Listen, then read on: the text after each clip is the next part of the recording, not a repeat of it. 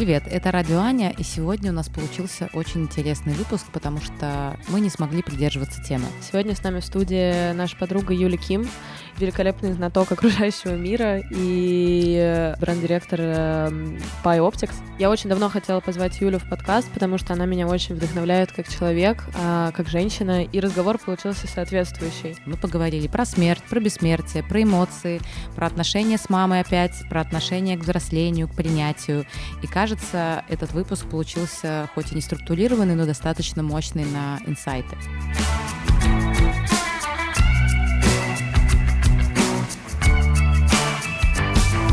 Скажу, что не чувствую себя взрослым человеком. Мне кажется, я пережила несколько вот этих переходных возрастов, и, на мой взгляд, это связано с тем, что я, когда была помладше, я всегда была очень эмоциональным человеком, и я была, соответственно, очень эмоциональным ребенком, а когда эмоциональность вот так вот переплетается с пубертатом, мне кажется, что это вообще какой-то, коктейль Молотова биохимический.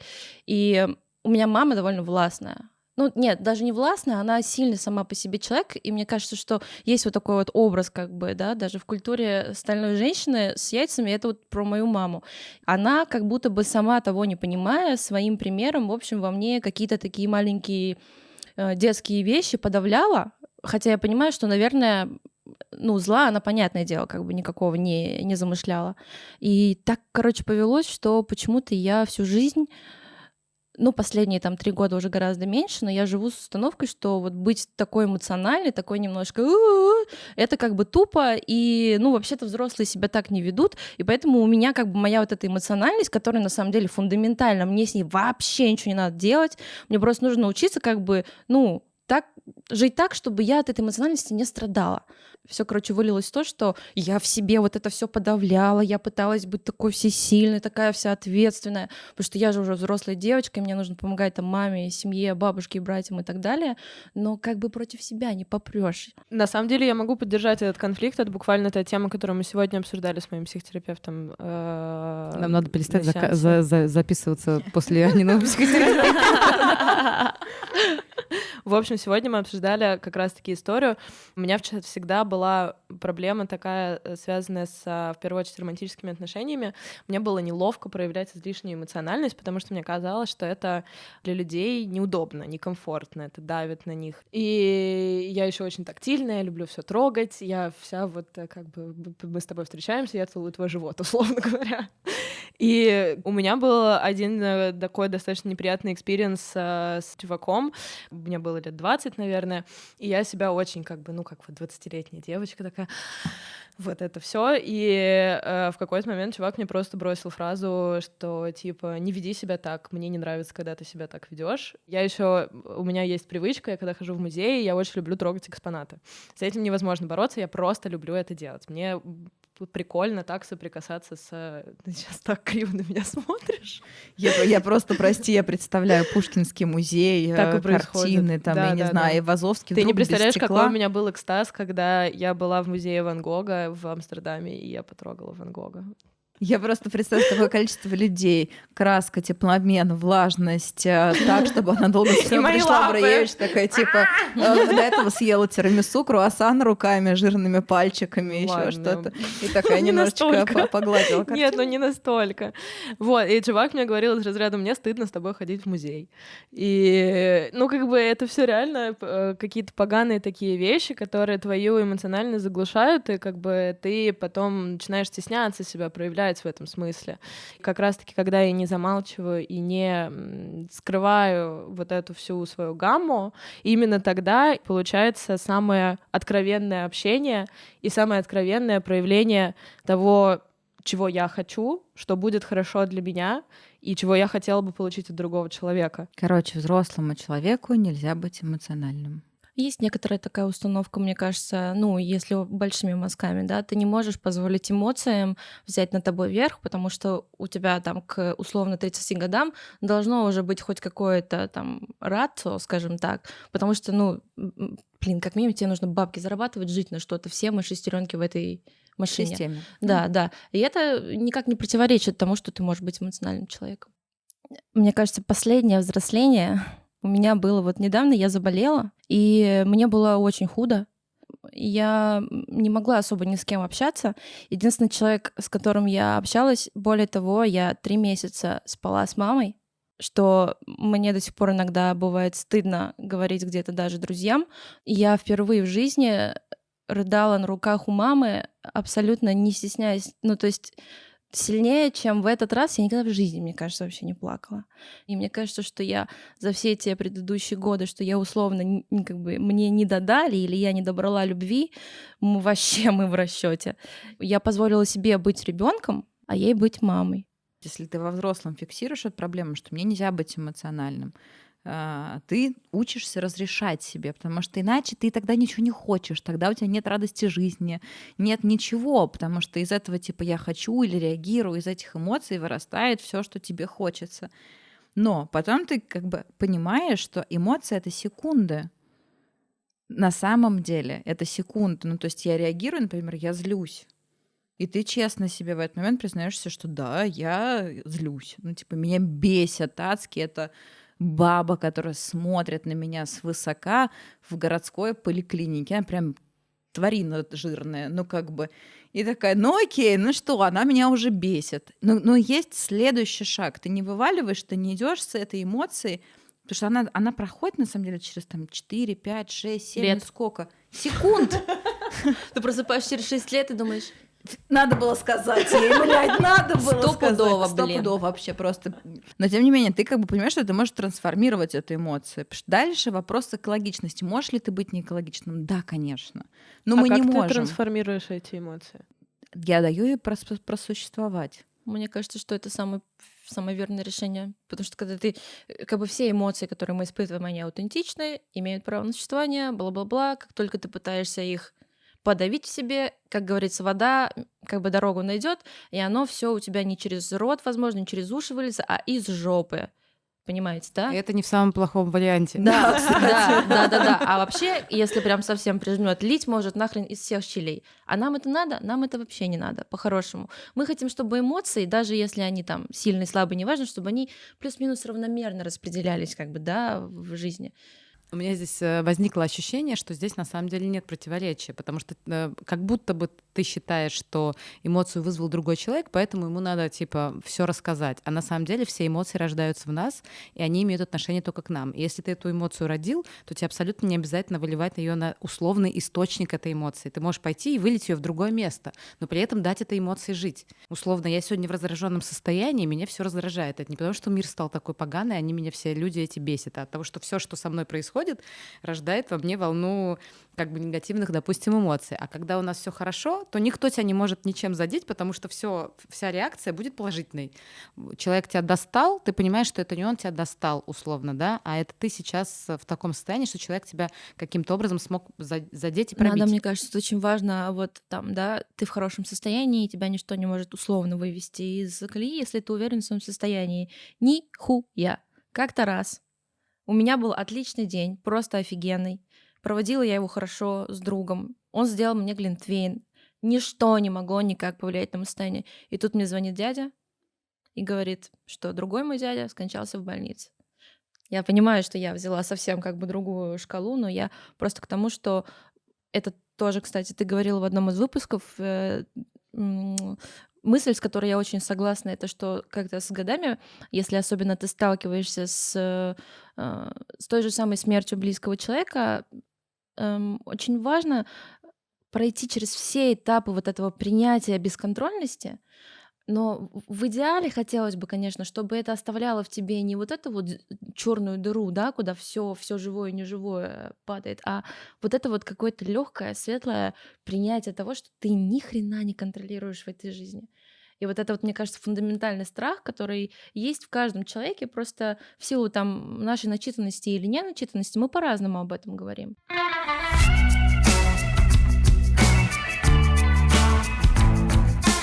Вот как думаете, какой оптимальный возраст для ребенка, да, чтобы вот он столкнулся с фактом смерти вот лицом к лицу, ну, условно, да, тебе 7 лет. Это достаточный возраст, чтобы тебя повели на похороны кого-то из Мне членов кажется, семьи. вообще даже в 40 и 50 недостаточный возраст для того, чтобы тебя куда-то повели до похороны. Да, это отстойное мероприятие. И В этом плане, на мой взгляд, как бы смерть менее ужасная вещь, чем вот все то, чего это все сопровождает. ритуал. Да, ритуал безобразнейший, как бы, особенно в России. Я не знаю, правда, как это на Западе, но я сталкивалась с этим дважды, и это, конечно, наверное, самая жесткая вещь, с которой ты сталкиваешься, потому что там человек, когда он умирает, он лишается всех прав даже на уважение.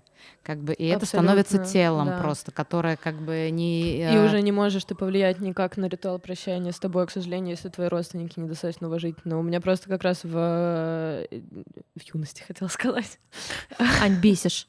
В юности.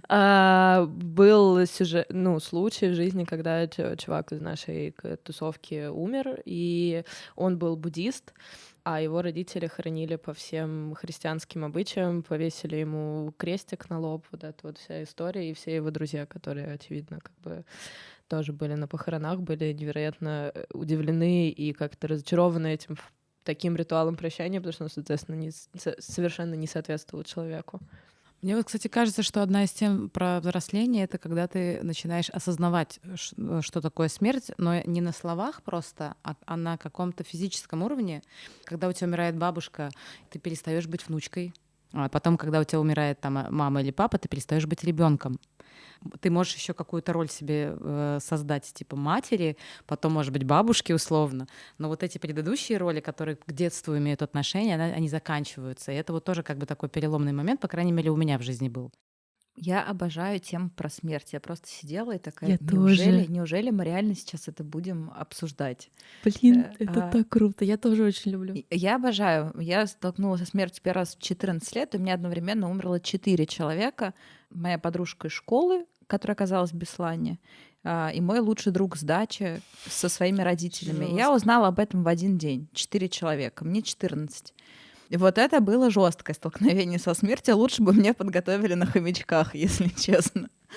Я пришла к папе 14 лет и говорю: скажи, пожалуйста, а Бог есть? Ну, потому что когда ты сталкиваешься со смертью, тебе становится неимоверно важно душа, религия, что происходит после смерти и так далее. Папа посмотрел на меня и сказал, говорит, я не знаю, но лучше жить так, как будто он есть. И это Опа. прикольная фраза, которая в меня засела, и потом, я говорю, как бы она запустила вот эти процессы поиска вообще души и экзистенциальных вопросов, потому что смерть, по сути, это то, что дает нам все экзистенциальные кризисы. О, да, стопудово. Что происходит после? Зачем мы здесь живем? А сколько у нас времени? А что нам здесь делать все это время? Но мне кажется, что смерть — это офигенный ресурс, который нужно использовать. Об этом нужно говорить, помнить. Реально, вот фраза «да сегодня я на еще один день ближе к смерти», она офигенная, потому что ты такой собираешься, и что я сегодня сделал? И интересно, почему в нашей, условно, стране это почти табуированная тема. Да. Потому что даже вон там буддисты говорят о том, что для того, чтобы быть готовым к смерти, нужно про нее по чуть-чуть думать. Это как микродозинг. И считается, что последнее издыхание человека — это вот там, если человек подготовлен, то это самый мощный трип вообще у человека. Мы Да. про это никогда не узнаем, что там с ним происходит, но трипануть, в принципе, в итоге, наверное, было бы прикольно. В конце всего этого. Да, честно говоря, вот как вы относитесь вообще к такой теме, как бессмертие, например? Ужасно. Конкретно Нахрен в рамках вообще эту тему. Зачем? Я, например, боюсь умирать, но я при этом не хочу бессмертия, потому что мне кажется, что бессмертие имеет смысл только если тебе периодически лоботомию делают для того, чтобы ты забывал весь свой предыдущий опыт. Периодически лоботомию. Это Память. придумали уже, это называется перерождение. Но серьезно, по сути, лоботомия с гормональной перестройкой, но ты просто Перерождение перерождаешь. ты имеешь в виду, когда ты умираешь и рождаешься в В новом новом теле? теле, ну да. Вот для меня вообще глобально история про смерть и старение — это вообще такой трики момент. Я считаю, что как бы со мной заключили некачественный договор. Когда я рождалась на свет, меня никто не спросил, хочу ли я участвовать в том, что будет происходить. То есть как бы сначала очень развиваться и хорошеть, и улучшаться, а потом начать как бы ухудшаться, стареть и умирать. Слушай, никто не заключал договор этот. Вот это, знаешь, самая важная фраза, мне кажется, ну не самая важная, а самая такая уже избитая фраза. Я не просила, чтобы меня рожали. И мне кажется, это потрясающе. В этом смысл взросления и движения к смерти. Ну, то есть, Типа, меня уже родили, что делать дальше? да, и ты такой, сначала ты такой, типа, что делать дальше? И мне тут не нравится, это подростковый период. Ты нахерачила глаза черным, и такой, жизнь говно, все плохо, мне тяжело, мне больно и так далее. Потом ты взрослеешь, и смысл как раз взросления, что ты начинаешь радостно идти к смерти. Ну, потому что... И такой, как бы, классно. У нас очень много теорий, защищающих нас от страха смерти. У Черниговской, по-моему, есть лекция про генетику, где она рассказывает о том, что ребенок рождается у тебя в 20 лет, он получает те ДНК, ту информацию, которую ты наработал к 20 годам. Рожая его в 40 лет, он получает ту информацию, которая у тебя есть к 40. Грустный ребенок будет такой, знаешь, в 40 рожденный. Сразу с аппликатором Кузнецова. Это классно. Только можно постоять, пожалуйста. И эвкалиптовым маслом немножечко мне намажь еще. Спасибо, мама, мне отлично. Он может быть мудрым. Почему грустным сразу? Мне кажется, реально ты учишься в течение взросления решать экзистенциальные вопросы. Что происходит, если мне в 30 их накрывает? Типа, я умру. Или я ничего не добился. Да. Или зачем я Где здесь мой нужен джет? вообще? Или какой смысл во всем этом? Да. По-моему, Ну, какой это смысл? очень хороший случай, если люди задаются всеми этими вопросами. И, по сути, если ты на него эффективно отвечаешь, дальше тебе становится жить приятнее, легче, и ты, старея, ты понимаешь, что это честный обмен на самом деле. Отдавая кусочек своего коллагена, я не знаю, или подтянутой жопы, ты получаешь спокойствие. Я не готова от жопы отказываться. Анька, тебе очень повезло с твоим мышлением. Мне кажется, что вот такой адекватный, какой-то простой, легкий подход к теме смерти, он очень важен, потому что оказывается, что нас всех это очень сильно волнует. Это штука, которая может снять вот эту, как минимум, такую острую боль, которую ни с чем не спутаешь. Это острая боль от понимания того, что и я умру. И все мои любимые люди тоже умрут. У меня, знаешь, Анька, к тебе вопрос. То, что вы записывали с Майей Клугман, много говорили про маму. У тебя мама умерла уже? А давно? Честно говоря, стыдно признаться, я не помню, сколько лет назад, 3 или 4. Ну, в общем, относительно недавно, как по мне. Вот это, кстати, тоже, наверное, психологическая травма. Я забыла просто дату и Да, возможно. как бы и год смерти. Как ты думаешь, ты для себя решила вот этот вопрос с мамой? У тебя нет какой-то обиды на нее, которая вот закомпостировалась там где-то в детстве, и вот сейчас она ушла, например, и у тебя есть проблемы с тем, что ты не смогла ей что-то высказать условно, или что у тебя больше не будет никогда такой возможности, или что ты могла бы быть мягче. Короче, вот Вопрос про то, что я могла бы быть добрее, эмпатичнее и мягче, безусловно, есть, но я понимаю, опять же, это вот та самая метапозиция. То есть я стала, как сказать, в некотором смысле была участником ее болезни, и в некотором смысле поучаствовала в ее смерти тоже. И можно было себя после этого как бы очень сильно винить, да, но я там, собственно, рыдала и, конечно, винила себя первое время.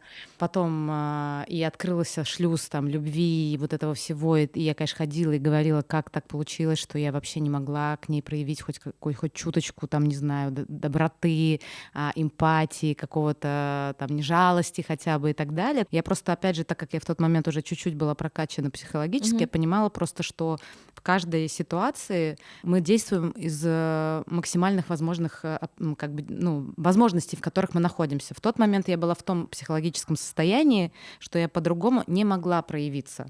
То есть это как в игре, в компьютерной, ты никак не можешь пройти дальше, следующий уровень. И вот, собственно, этот уровень, к сожалению, был возможен только при таких обстоятельствах, когда человек, который тебя триггерит, уходит, и у тебя это все начинает как бы проливаться, соответственно, куда-то, и ты становишься чем-то другим.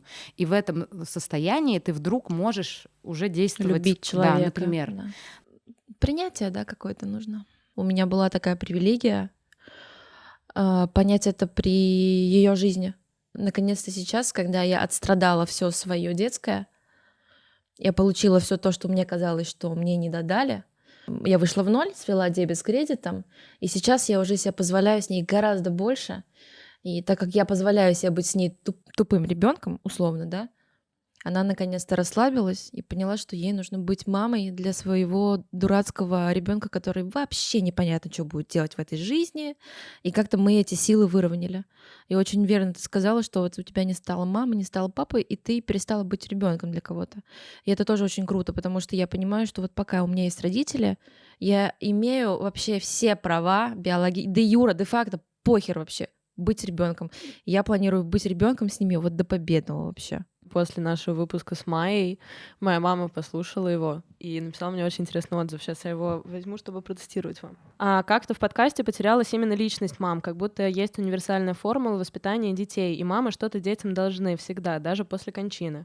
Я ее попросила развить мысль, она пишет: вкратце, мамы — это такие же женщины с очень большим функционалом, и они тоже хотят оставаться собой, помимо высокой миссии мамы. Они также хотят жить и своей жизнью тоже. Нас никто не учит быть мамами, это рождается внутри тебя и формируется в соответствии с твоим детством, воспитанием и так далее. А в подкасте все время звучало, что вы выросли, и мамы нанесли вам некий психологический урон, который вы компенсируете терапией. Но мамы просто живут свою жизнь. Да. Согласна абсолютно. И мы все тоже, нам тоже прилетит.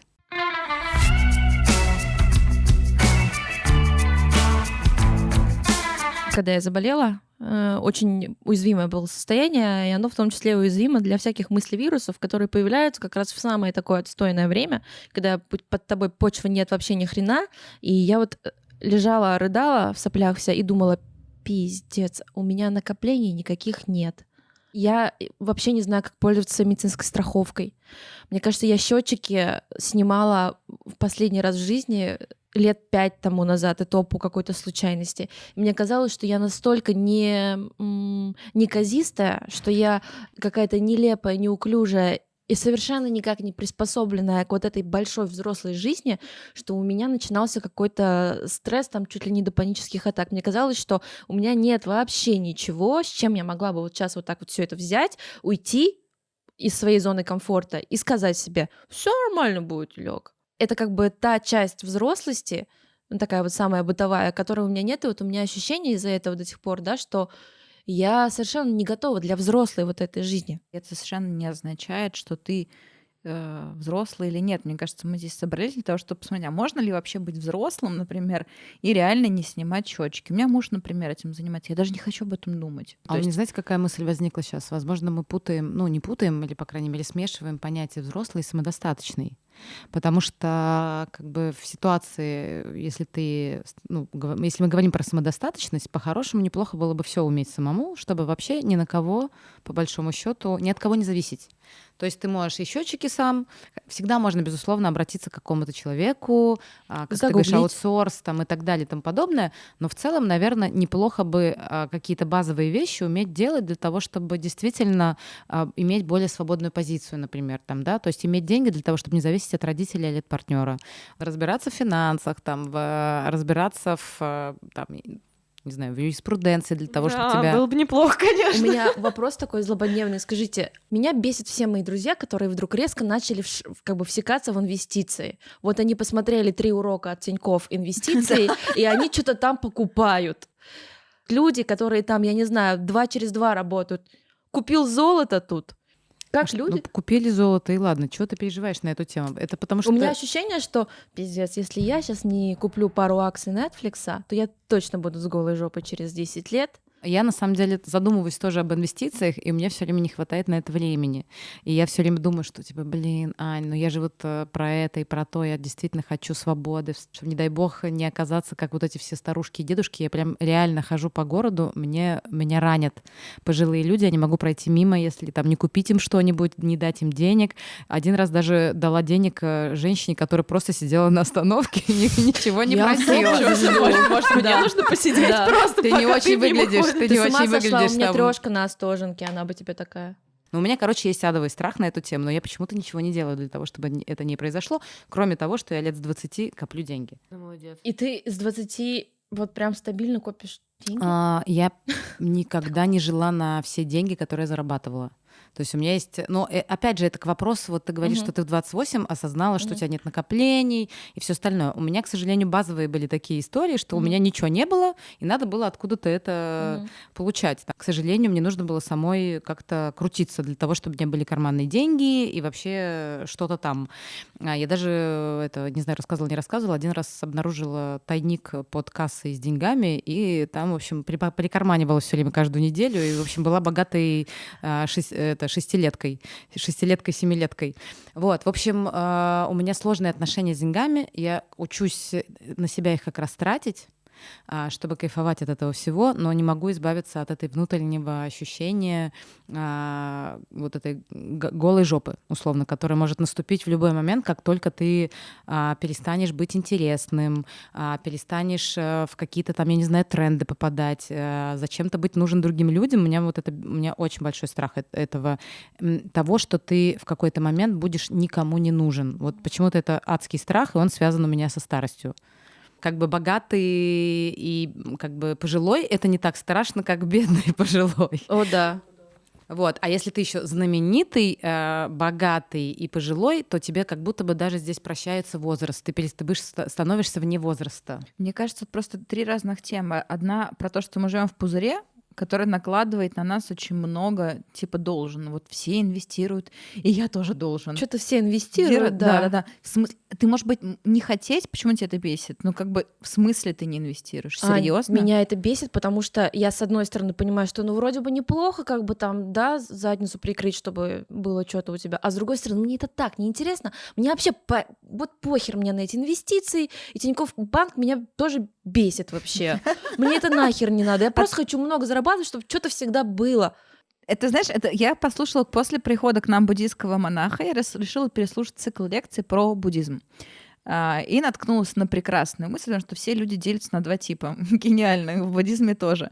Вульгарные. Буддисты и не буддисты. Нет, вульгарные и ставшие на путь просветления. Вульгарные — это обычные, когда ты следуешь за толпой, когда у тебя нету понимания того, кто же ты, что тебе надо, чего ты хочешь, когда ты не слышишь себя, свою душу и свои желания. И я подумала, блин, да это же просто гениально. У взрослого как раз у него до хрена того, что-то положено. Вот да. Сейчас еще инвестиции, плати за квартиру, потом ипотека. Вот можно выбрать не платить за квартиру, не иди за толпой, не плати за квартиру. К тебе приходит лендлорд. Просто имей свою хату. Да, лендлорд к тебе пришел, ты такая, нет, Сережа, Сережа, not on my watch, не сегодня, иными словами. Короче, есть масса вариантов, на самом деле, как ты можешь выбирать, каким взрослым ты хочешь быть. И мне кажется, как раз взрослый — это когда ты честно говоришь, я не хочу разбираться в инвестициях. Недавно ощутила в себе чуть-чуть больше взрослости, чем обычно, когда у меня была очень долгая интересная прогулка с мальчиком, которому 20 лет. Я никогда раньше не общалась, в принципе, с людьми младше меня, хотя, ну, как бы нас не кто очень... может быть младше тебя в компании сейчас, Сань? Тебе 22. 3.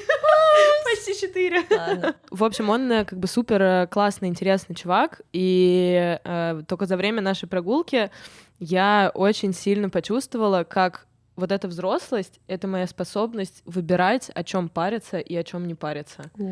Вот это прикольно. Да. И для меня, наверное, вот эта мудрость — это моя способность выбрать, что вот здесь вот я готова там бороться и вкладывать негатив свой в то, чтобы бороться, или свою энергию в то, чтобы бороться. А здесь я готова прикрыть глаза и просто существовать рядом с этим, и как бы... Когда ты учишься смиряться с действительностью, такой, окей, я позволяю миру быть таким, какой он есть. Мне, правда, если честно, прям как-то бьет по глазам, хочется сказать, хотя по ушам, вообще слово «смиряться». Вот у меня оно очень до сих пор... Негативная коннотация. Оно, мне кажется, да, оно не из православия, а про то, что это как будто бы... Мне, кстати, не про терпение, у меня скорее про то, что есть какие-то обстоятельства, с которыми ты не можешь справиться, и тебе приходится с ними смиряться. И это понятно, что вот это как раз выдает во мне абсолютно незрелую личность. Как пример, например, что там, типа, твой муж тебя изменяет. Ты это знаешь. Как бы, ну, ты смирился. То есть для меня это какая-то позиция условно жертвы, вот, и мне все время кажется, что нельзя ни с чем смириться, надо все время до последнего там типа сражаться, изменять ситуацию и все такое, хотя я понимаю, что, скорее всего, в этом слове что-то другое, какой-то другой смысл, просто он мне пока не открывается. Мне кажется, мы снова пришли, какой выпуск подряд, к молитве оптинских старцев про то, что дай мне силы изменить то, что я могу изменить, дай мне смирение принять то, что я не могу изменить, и дай мне мудрости отличить одно от другого. Но, по сути, реально это молитва, которая круче всего описывает взросление. Это способность четко различать вообще, что ты хочешь менять, что ты можешь поменять, и что нужно делать, и что вообще, как их отличить. Мне кажется, мы ответили на все вопросы Фундаментальные. Вселенной. Да, мы ответили на все вопросы Вселенной. Это был последний выпуск подкаста «Радио Аня». Расходимся. Такая вот цветуха. Надеюсь, мы стали для вас немножко ближе и осязаемее после всех наших разговоров. Вы знаете нас больше. Нам бы тоже хотелось узнать про вас больше. Поэтому пишите ваши истории, задавайте ваши вопросы. И мы будем с удовольствием обсуждать все эти темы.